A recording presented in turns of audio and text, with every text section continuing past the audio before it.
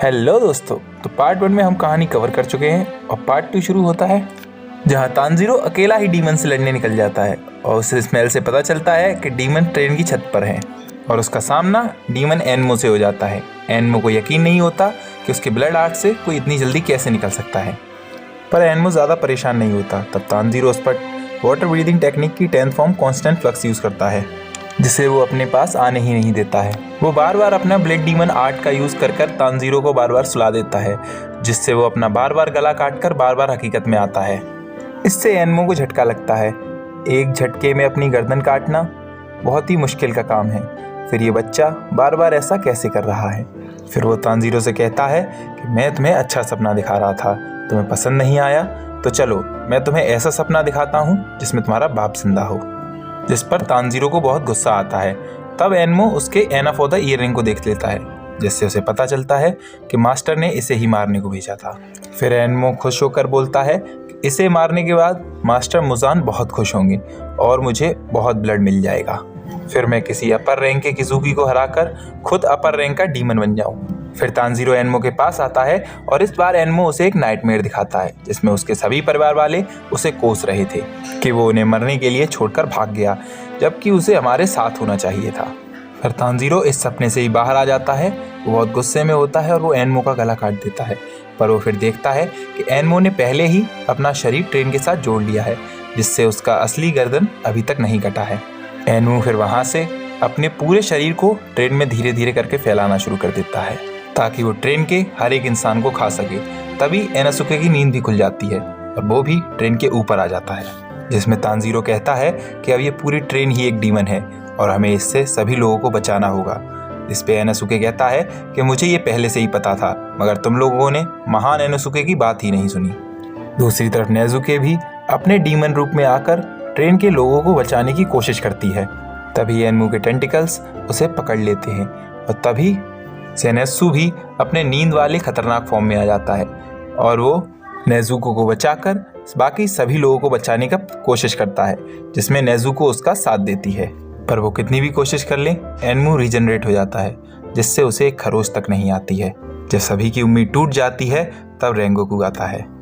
Rengoku एनमो पे बहुत तेजी से अटैक करता है, जिससे एनमो को थोड़ा डैमेज होता है, जिससे वो कुछ देर के लिए रीजनरेट होना बंद हो जाता है। तब रेंगोकू बताता है कि एनमो का गला अब इस ट्रेन का हिस्सा है और उसे सिर्फ तानजीरो और एनासुके ही काट सकते हैं।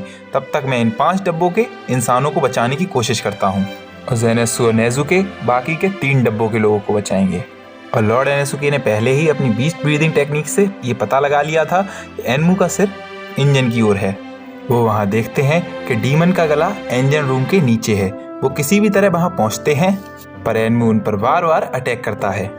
वहाँ एक ड्राइवर था जिसे तानजीरो एक सेफ जगह पहुँचा देता है।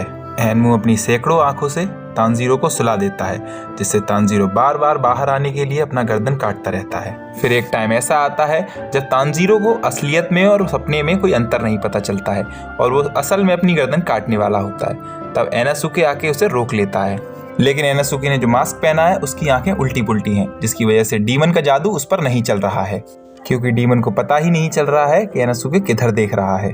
फिर वो टीसी जो डीमन का साथ दे रहा होता है, वो स्क्रू ड्राइवर से एनासुके पे हमला करने जाता है, पर तानजीरो बीच में आ जाता है और स्क्रू ड्राइवर से बहुत घायल हो जाता है।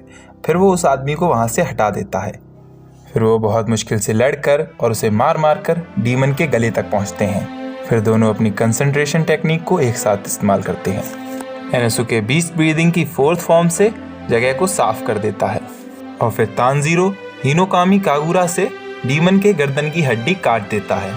मरने से पहले डीमन ट्रेन के सभी लोगों के गर्दन दबोच के उन्हें मारने की कोशिश करता है, पर रेंगोकू ऐसा नहीं होने देता है। डीमन के मरने की वजह से ट्रेन पटरी से उतर जाती है। तानजीरो की हालत बहुत खराब होती है, मगर फिर भी वो दूसरों को बचाने की कोशिश करता है।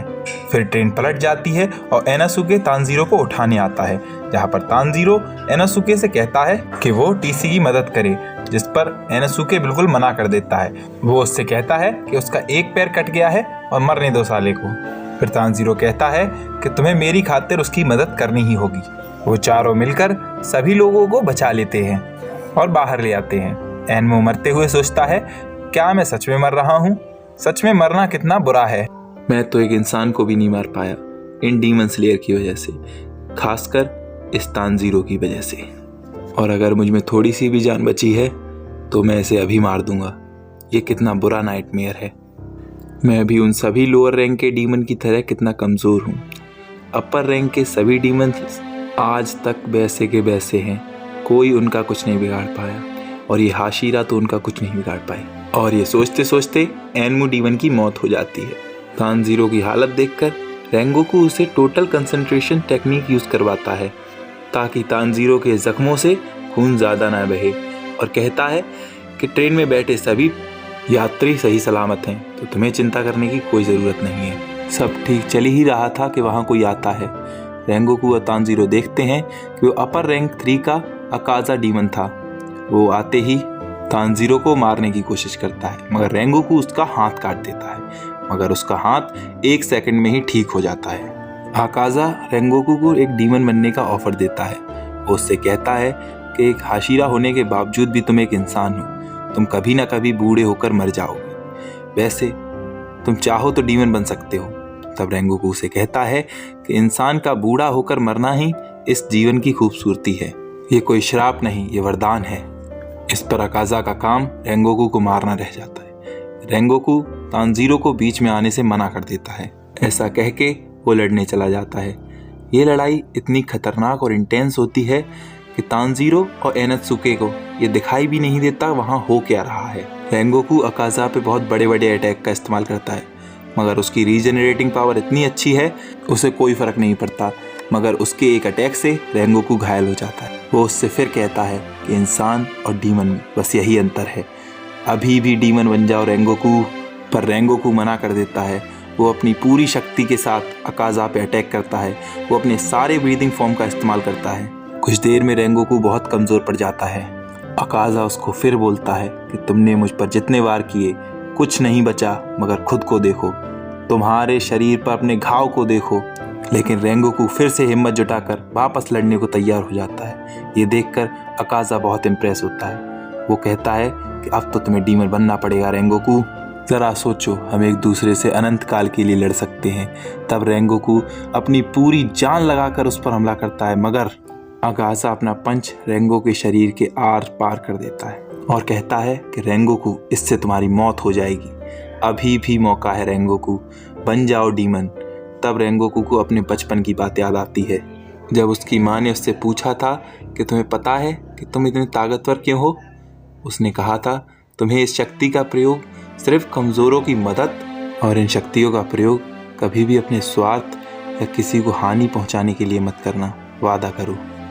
फिर उसकी माँ कहती है कि मेरे पास ज़्यादा समय नहीं है, मगर मुझे गर्व है कि तुम मेरे बेटे हो, तुम एक नेक दिल इंसान हो।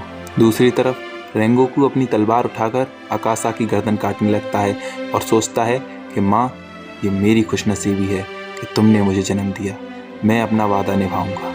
अकासा रेंगोकू को पंच करता है, लेकिन वो उसका मुक्का भी पकड़ लेता है। अकासा को समझ नहीं आता कि रेंगोकू एकदम से इतना ताकतवर कैसे हो गया। दूसरी तरफ सूरज निकलने ही वाला था, जिसे देखकर अकासा और डर जाता है, मगर रेंगोकू उसे भागने ही नहीं दे रहा था। अब तानजीरो और एनासुके भी उसकी मदद करने उसकी ओर आते हैं, मगर अकासा अपने दोनों हाथों को काटकर वहां से छूट जाता है। सूरज बस निकल ही आया था। अकासा को एक अंधेरी जगह ढूंढनी थी। वो जंगल की ओर भागता है कि तानजीरो उसे अपनी तलवार फेंक के मारता है और उसके सीने से आर पार हो जाती है। तब तानजीरो कहता है कि भाग कहाँ रहे हो कायर, अभी मेरा सामना करना बाकी है। फिर अकासा उससे कहता है कि मैं तुमसे नहीं, सूरज से डरकर भाग रहा हूँ, और वैसे भी जीत मेरी हुई है। तब तानजीरो चिल्लाकर कहता है कि रेंगोकू हारे नहीं हैं, उन्होंने अपनी आखिरी सांस तक लड़ाई की है और सबको बचाया है। इसके बाद तानजीरो जोरों से रोने लगता है। रेंगोकू तानजीरो को देखता है और उसे अच्छा लगता है कि तानजीरो को उसकी इतनी चिंता है।